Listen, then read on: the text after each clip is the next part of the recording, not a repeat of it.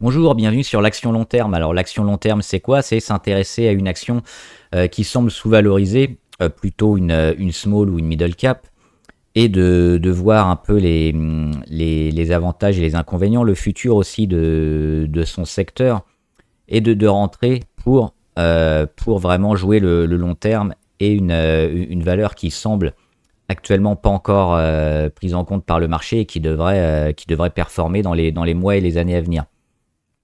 Alors aujourd'hui, on va s'intéresser à LNA Santé, c'est le Noblage Santé, cote à Euronext, et on va voir pourquoi elle pourrait être intéressante ces prochaines années. Alors, comme d'habitude, je rappelle que les informations et analyses données sur cette chaîne sont données à titre indicatif et ne peuvent pas être considérées comme un conseil en investissement. L'investissement en bourse est risqué et vous êtes responsable de tous les investissements que vous faites. Alors, on le sait, hein, le secteur de la santé, notamment celui des personnes âgées qui est en plein boom et qui va être encore sous les feux des projecteurs ces prochaines années. Pourquoi? Parce que on le voit ici, on a notamment la génération du baby boom, donc une explosion de personnes âgées potentiellement impactées par les soins à la personne, par les soins en EHPAD, les séjours en EHPAD, etc. Donc forcément, c'est un marché qui devrait grossir mécaniquement avec, on le voit ici, hein, les personnes de plus de 80 ans et plus qui vont vraiment exploser. Et c'est une tendance qui va perdurer ces prochaines années. On le voit sur les graphes ici. Hein. Ici, on est en 2023 et puis sur le troisième, on est en 2050 avec la confirmation d'une population de personnes âgées qui est toujours importante. On n'a pas de... Après cette explosion, hein, sur le baby boom, on n'a pas de prévision de baisse. On a plutôt une continuation avec une population importante sur les plus de 80 ans. Donc forcément, ce marché-là devrait récupérer beaucoup de clients potentiels. Et on va voir un peu les chiffres, hein, les chiffres fondamentaux de la valeur, et puis la comparer un peu avec les autres acteurs du marché. Alors LNA Santé, hein, c'est notamment, on l'a dit, elle s'occupe de la gestion, de l'exploitation d'établissements de santé, des maisons de retraite, des soins médicaux, de réadaptation, des hôpitaux à domicile, des chirurgies, des cliniques de santé, etc. La capitalisation, oui, small cap, hein, évidemment, 245 millions. Donc on est vraiment dans une structure relativement faible, cote à Paris. On a les scores, là, notamment Piotrowski Score avec un excellent score. Benich, c'est notamment pour les éventuelles manipulations de chiffres. On le voit qui ressort un peu négatif, donc c'est plutôt à surveiller. C'est un petit point négatif sur la valeur, et puis les autres ratios plutôt corrects. Le cours, on le reverra tout à l'heure, hein, sur le graphe. Et les différents chiffres de valorisation. Alors les VOEG nous rapportent plutôt une valeur un peu cher actuellement, mais on verra qu'il y a d'autres chiffres qui nous intéressent. Alors comme d'habitude, hein, je mettrai le lien sur la licence, le logiciel qui permet d'avoir tous ces chiffres regroupés si ça vous intéresse. Le PER, on voit qu'il a un PER plutôt correct. Alors on n'a pas trop de données avec les autres valeurs. On va regarder après Clariane et Emeis, hein, qu'on connaît bien et qu'on connu une chute dernièrement. Et on va voir que sur LNA Santé, finalement, elle s'en sort peut-être beaucoup mieux parce que déjà, elle a un PER beaucoup plus important, c'est-à-dire qu'elle rentre quand même un peu plus d'argent. On va le voir d'ailleurs avec les autres. Clariane, on le voit, hein, le PER est négatif sur Clariane et c'est la même chose sur sur Emeis, on est à 0,09. Donc on voit qu'on a quand même peut-être une santé financière et le marché qui valorise peut-être mieux LNA Santé. On verra pourquoi à la fin de la vidéo, notamment avec les autres chiffres. Et puis pareil, le PEG, Price Earning Growth, qui nous ramène quand même une valorisation actuelle plus que globale par rapport au PER, le PEG. Là aussi, largement sous-valorisé. C'est peut-être aussi pour ça qu'on s'intéresse à elle maintenant, et on va le voir aussi après avec l'analyse technique.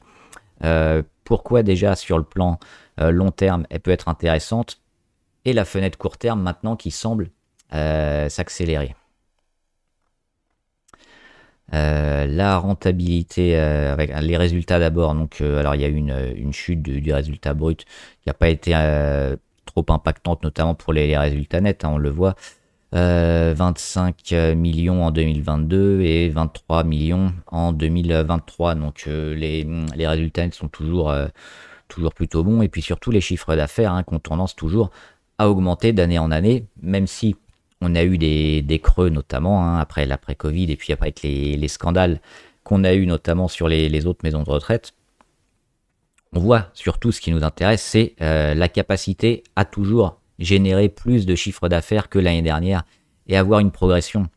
Ça, c'est intéressant et ça permet quand même de placer une valeur, hein, sur le haut quand même de l'échiquier. Ça, c'est plutôt important.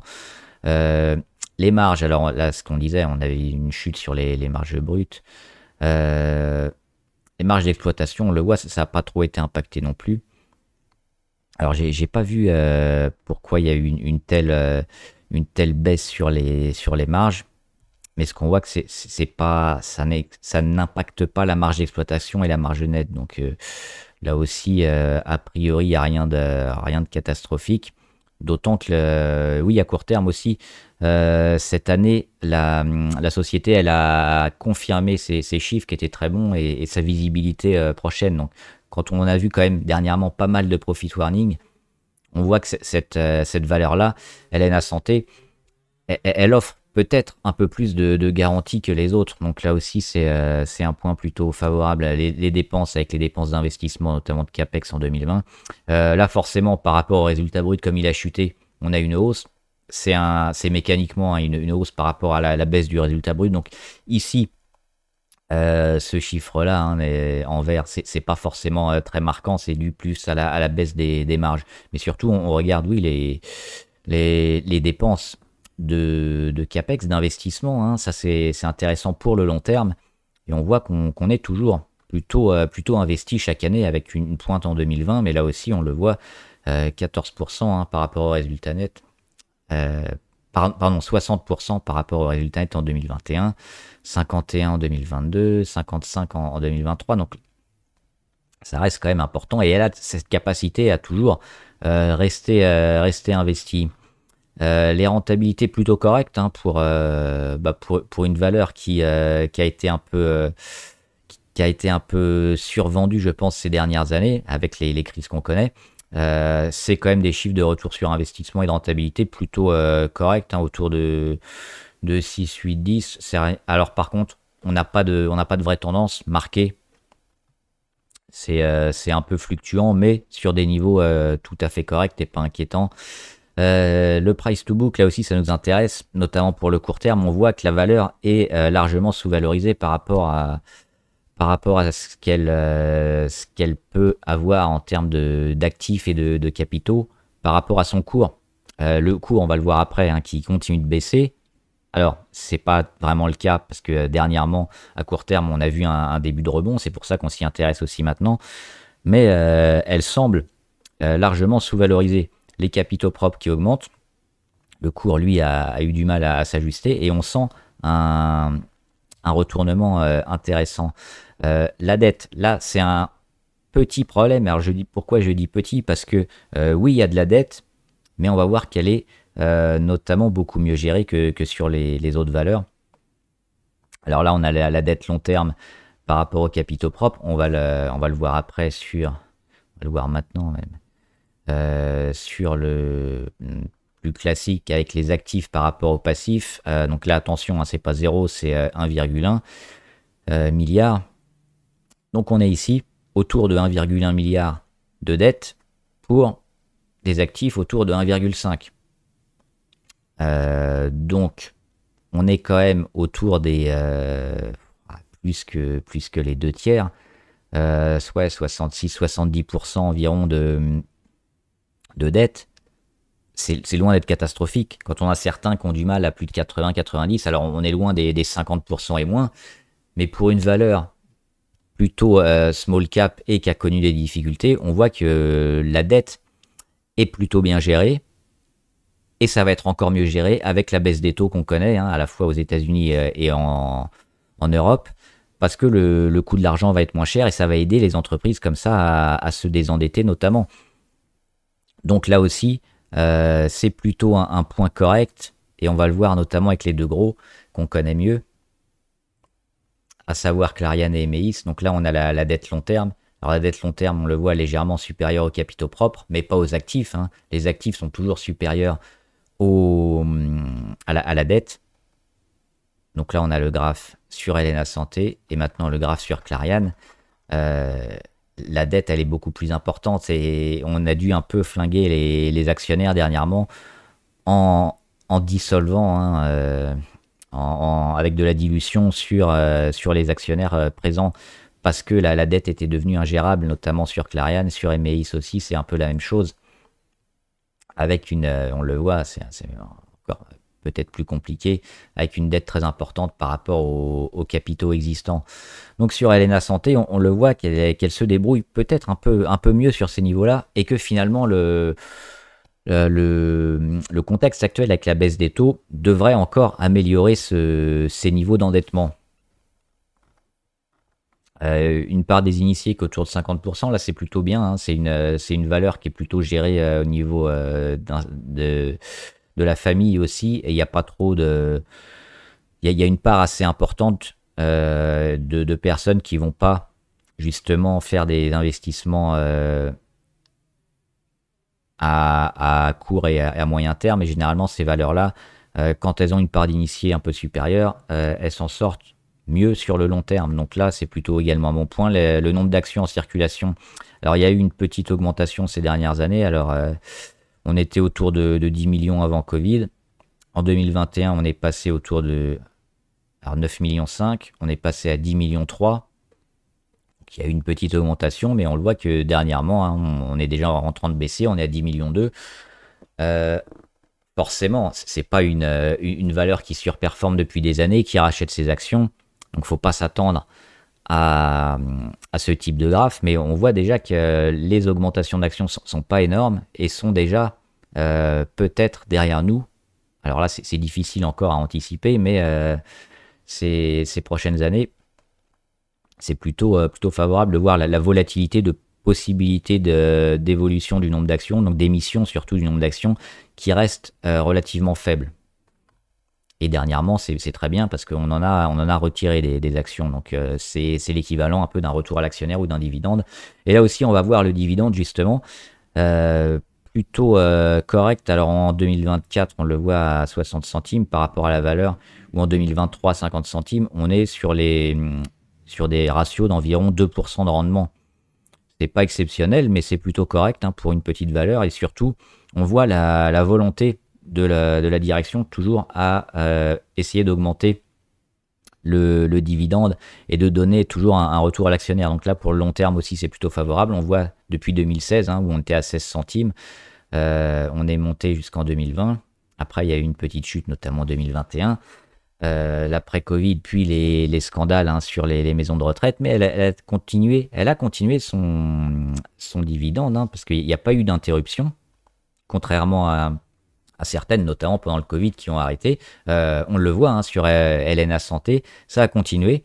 Et puis on a repris notre marche en avant pour avoir jusqu'en 2024 60 centimes. Donc plutôt favorable aussi sur le dividende et sur la santé financière, hein, d'une entreprise qui est capable à chaque fois de donner du dividende et éventuellement de confirmer ses rachats d'actions. Plutôt très favorable. On va regarder maintenant le graphe sur Helena Santé, et donc on le voit, hein, cette chute. Alors le Covid, il est ici. On va le marquer, le plus bas Covid, avec la chute. On était autour des 47 euros, on est tombé sur les 30, et finalement, on s'en est plutôt bien remis, hein, parce qu'on est remonté très rapidement sur les niveaux d'avant Covid pour performer, et puis à partir de août 2021, ou plutôt de janvier 2022, on a baissé et on n'a jamais réussi à revenir.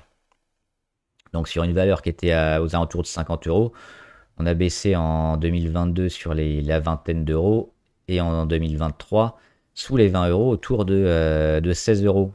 Et puis là, on a eu un point de bascule, notamment au début de l'année, avec, on le voit à court terme, hein, les tentatives, notamment ici sur le plus bas de 2022, autour des 23,50 euros, avec un échec ici. Au printemps 2024, une cassure au mois de mai, on y revient, on tient, et là on casse légèrement, mais on revient déjà au-dessus avec une inversion de tendance au niveau MACD. Ce qu'on peut voir aussi euh, au niveau des volumes. Alors évidemment des gros volumes à la vente lors de sa chute hein, en 2022, mais surtout les petits volumes qui reviennent ici dernièrement, on le voit au mois de février, et puis là, des volumes soutenus pendant plusieurs jours au mois de juin, qui ont tendance à soutenir la valeur, et puis les annonces qui ont été faites dernièrement, c'était le mois dernier, sur la visibilité confirmée sur Helena Santé, donc on voit qu'on a aussi cette baisse qui finalement a été un peu stoppée, annihilée, pour nous offrir plutôt un retournement sur la valeur, une sorte de canal haussier qu'elle est en train de valider. Et donc à long terme, hein, c'est évidemment retrouver les 29 et plus, et de confirmer sa bonne marche en avant, avec toujours du dividende pour patienter, et l'augmentation chaque année, parce que c'est c'est ce que veut la direction, toujours un retour à l'actionnaire plus important. Donc on voit que dernièrement, on a également une petite perte de volatilité plutôt intéressante ici,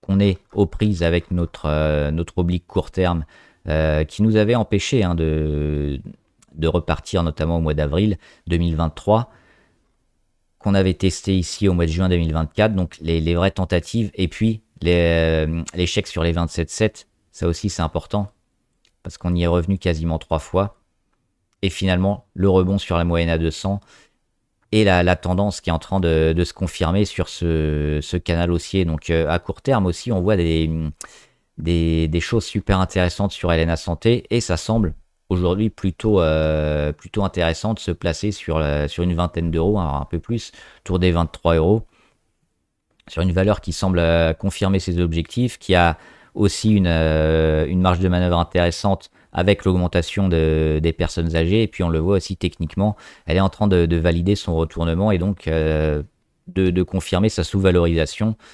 Ça semble être un moment intéressant pour l'acheter, donc on va le noter ici, hein, comme pour les autres.